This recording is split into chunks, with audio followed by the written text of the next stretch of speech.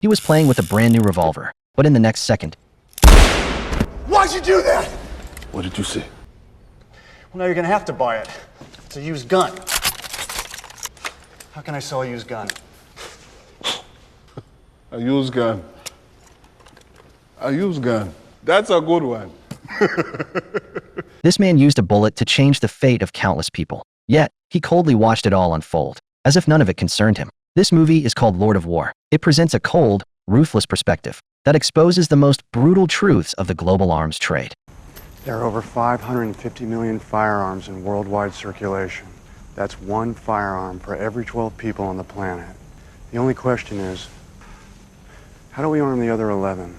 The man's name is Yuri Orlov, a Ukrainian immigrant whose family lives in a working-class neighborhood in Brooklyn, New York. They run a small, struggling restaurant. One day, his father asked him to check out a special deal at a hotel across the street. However, as soon as the shooting broke out, two killers collapsed before Yuri. He wasn't frightened. Instead, it was the first time he truly realized that weapons are the only product that can cross boundaries of race, religion, and factions. And war is the most profitable business. From that moment on, he embarked on the path of arms dealing. During his first deal, Yuri carefully read the instruction manual, just so he could speak the parameters fluently in front of his buyer, to prove that he wasn't a novice at this business. The new Uzi machine pistol. Big firepower in a small pack. This little baby uses 9mm hollow points, 25 round extendable mags, rear flip adjustable sights, 60% improved noise suppression. You could pump a mag into me right now and never wake the guy in the next room. Of course, that would eliminate your opportunity for repeat business. Though there was a small hiccup, Yuri completed his first arms deal smoothly, and this experience confirmed that this was the career he wanted. Soon, he began selling guns on the streets. But small deals like that no longer satisfied his ambitions. He wanted to make big deals, so he convinced his brother to join him in his business. Thus, they stepped onto the irreversible path of crime. Quickly, they arrived at the 1983 Berlin Arms Fair. There, Yuri met the famous arms dealer, Simeon Weiss. Yuri approached him, hoping for a partnership, but Weiss completely ignored him, as Yuri was still a small-time player at the time. After being rejected, Yuri prepared to look for other opportunities. Not long after, they found one. When armies retreat from a war zone, they often leave their weapons behind. The cost of transporting them back is even more expensive than buying new ones. So, these weapons are often sold cheaply. Yuri used money to grease the wheels and gained authorization, buying up these weapons at a very low price, then selling them to more underdeveloped areas. After completing this deal, they were about to leave, but accidentally stumbled upon a scene where the local government was executing prisoners, and the weapons they were using were the ones Yuri had just sold to them.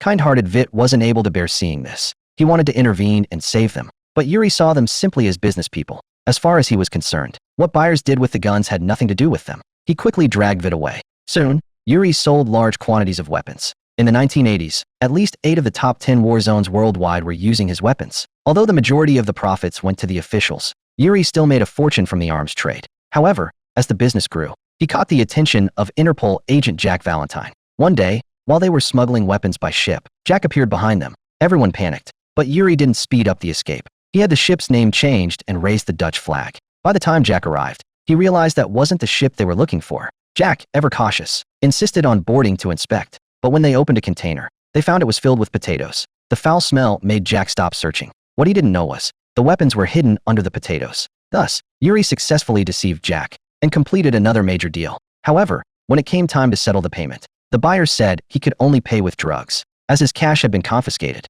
Yuri didn't want to get involved with drugs, so he directly rejected the offer. But the buyer pulled out a gun. Yuri just wanted to make some money, so there was no need to risk his life over it.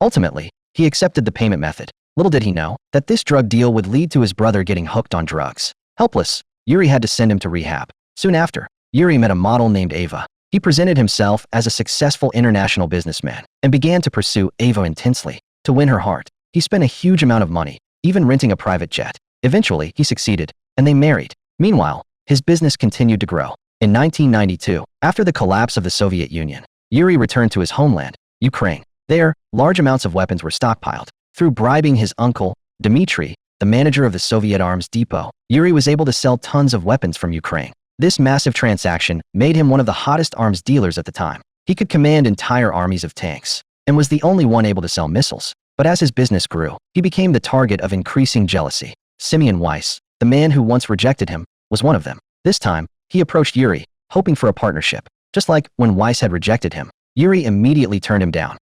I'm the same man who was not good enough for you before, and I'm just not good enough for you now. Embarrassed, Weiss left with a parting threat. In 1995, Yuri began expanding into the African market. In Liberia, he met the warlord Andre Batista. To show his sincerity, Yuri gave Andre a revolver. But when Andre tested it, one of his soldiers began flirting with a maid right in front of him. Andre became furious. It's a used gun. How can I sell a used gun? A used gun. A used gun. That's a good one. Andre admired Yuri's no-nonsense attitude towards money, so they immediately agreed to do business. At first, the deal seemed to go smoothly, but Andre suddenly said he wouldn't pay Yuri because they had no money. Yuri thought he'd lost money again, but Andre tossed out a few top-tier diamonds. Diamonds are a common form of currency in African transactions. After completing the large order, Yuri happily returned home. Ava excitedly told him that one of her paintings had been bought by an anonymous wealthy businessman. She joyfully shared the news with Yuri. This was her first major sale since leaving her modeling career. But what she didn't know was that anonymous businessman was her own husband. Yuri had secretly kept the painting in storage, supporting his wife's career in this way. Meanwhile, Interpol was closing in on him. One day, while he was transporting a shipment of weapons to Africa, a fighter jet appeared beside them and demanded they land immediately. Yuri called an American officer for help, but to his surprise, the officer rejected his call. The fighter jet fired warning shots. Yuri had no choice but to allow the pilot to land. But he had a brilliant idea. He instructed the pilot to land on a road below, and the pilot did so, stabilized the plane on the road. Once on the ground, Yuri opened the cargo doors and handed out all the weapons to the local residents. By the time Jack arrived, the weapons were gone. Without evidence, Jack had no choice but to let Yuri go. Yuri had escaped once again, but when he returned to his hotel, Andre was already waiting for him. It turned out Weiss had approached Andre to do business and informed Jack about the deal, which led to the pursuit by Jack. But Andre despised such treacherous people, so he had Weiss captured and delivered him to Yuri for execution. Although Yuri was an arms dealer, he had never killed anyone. He wanted to refuse, but Andre didn't give him the chance. He grabbed Yuri's hand and aimed the gun at Weiss. This was Yuri's first kill, and it was at this moment that he truly realized the cruelty of war. Afterward, Yuri began to have second thoughts. Meanwhile, Jack had traced Yuri's home. Ava didn't believe him at first, but when she saw the evidence, she had no choice but to accept the truth of what Yuri had been doing. Upon learning that Ava knew, Yuri decided to quit the arms business, to pursue a legitimate career for the sake of his wife and family. He thought that as long as he quit, he could live a peaceful life. But not long after, Andre came to him asking for a new shipment of weapons. Yuri initially refused, but Andre showed him a massive diamond as a deposit. Looking at the diamond, Yuri decided to do one last deal before retiring. But with Interpol closing in, he had to be extra careful, so he turned to Vit and persuaded him to come to Africa with him. Little did he know, this would be his biggest regret. At first, everything seemed to go smoothly, but Vit suddenly saw a group of thugs abusing the civilians. This deeply troubled Vit, who had always been kind-hearted. He urged Yuri to abandon the deal, because once the weapons were handed over, these thugs would massacre the entire village. But Yuri argued that they were just businessmen, and that even if they didn't sell weapons to them, others would. They couldn't save these people. Disappointed, Vit quietly took a box of grenades and threw it at one of the weapon trucks. As he was about to destroy the second truck, Andre began shooting at him. Vit collapsed, still holding a grenade in his hand. He hoped his brother would continue his mission, but Yuri calmly reattached the fuse. At that moment, they walked down entirely different paths, one sacrificing his life for goodness,